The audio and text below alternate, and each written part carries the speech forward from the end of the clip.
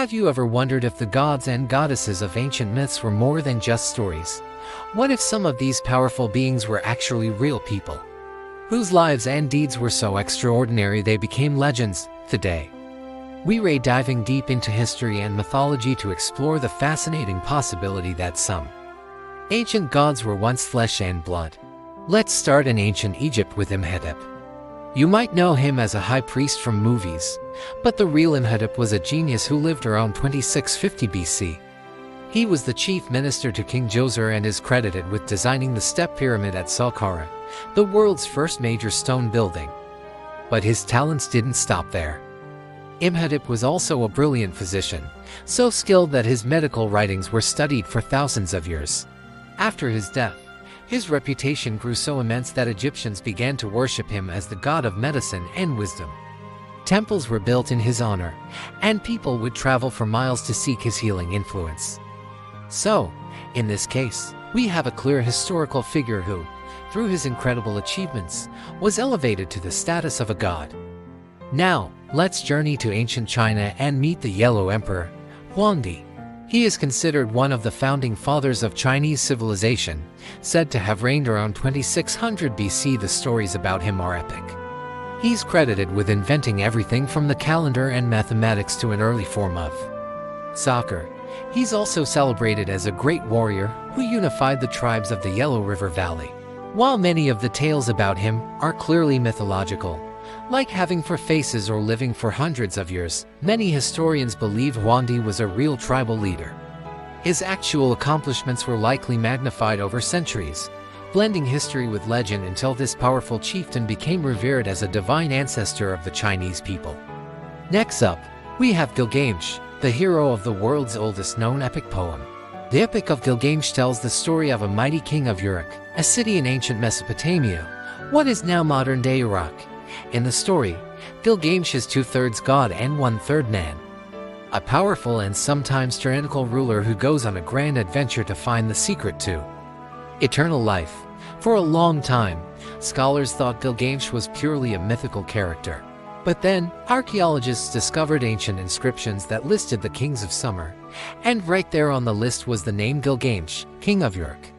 It seems he was a real king who lived around 2700 BC.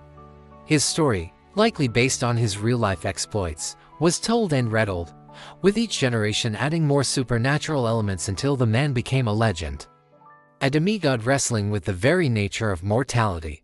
Let's sail across the seas to ancient Greece and talk about Asclepius, the god of medicine. According to myth, Asclepius was the son of Apollo and a mortal woman.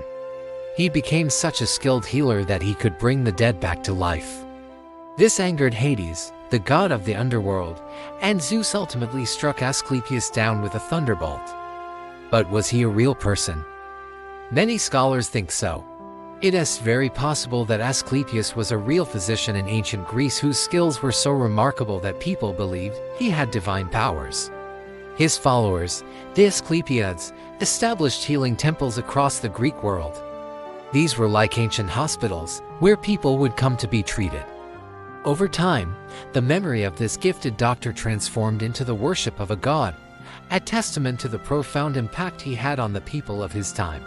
Now, let's cross the Atlantic to Mesoamerica and explore the legend of Quetzalcoatl, the feathered serpent. Worshipped by the Aztecs and other cultures, Quetzalcoatl was a god of wind, wisdom, and creation. He was often depicted as a man with fair skin and a beard, who brought knowledge of arts, agriculture, and science to the people. One popular theory is that the legend of Quetzalcoatl was based on a real historical figure. One candidate is a Toltec ruler named Tepiltzin, who lived in the 10th century. He was a priest king who promoted the worship of Quetzalcoatl and was known for his wisdom and peaceful reign. According to legend, he was forced into exile and sailed east, promising to one day return. This story had huge consequences centuries later when the Spanish conquistador Hernán Cortés arrived. Because Cortés had fair skin and a beard and arrived from the east, some, including the Aztec Emperor Moctezuma II, wondered if he was the returning god King Quetzalcoatl. This initial confusion may have played a role in the Spanish conquest of the Aztec Empire. From Greece again, let's consider Hercules, or Heracles as the Greeks called him. the ultimate superhero of ancient mythology, known for his incredible strength and his 12 labors. Son of Zeus and a mortal woman, his story is packed with fantastical monsters and impossible feats. Could a real person have inspired these myths? It's not out of the question. Some theories propose that Hercules was based on a real-life warrior or a series of strongmen whose deeds became exaggerated over time. For example, maybe the Nemean lion he slayed was actually a powerful local chieftain whose symbol was a lion. Or perhaps his labors were symbolic representations of real-world challenges, like taming a wild river, which became mythologized as fighting a hydra. The core of the Hercules myth, a man of incredible power overcoming immense challenges, is a universal story.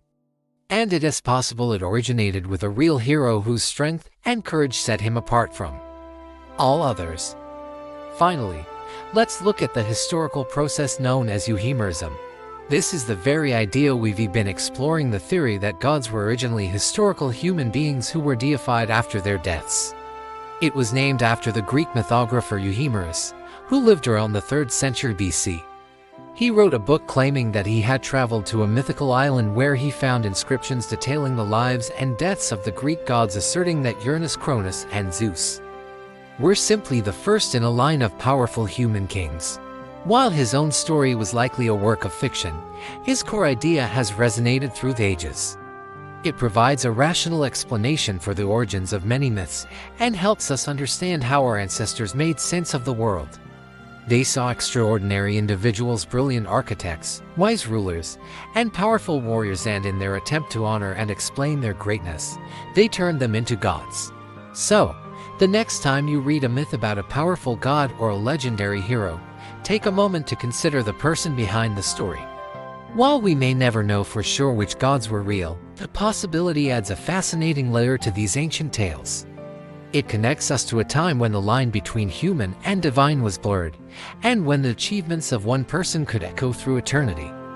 Thanks for joining me on this journey through history and myth. If you enjoyed this exploration, don't forget to hit that like button and subscribe for more adventures into the past. Let me know in the comments which ancient god you think might have been a real person. Until next time, stay curious.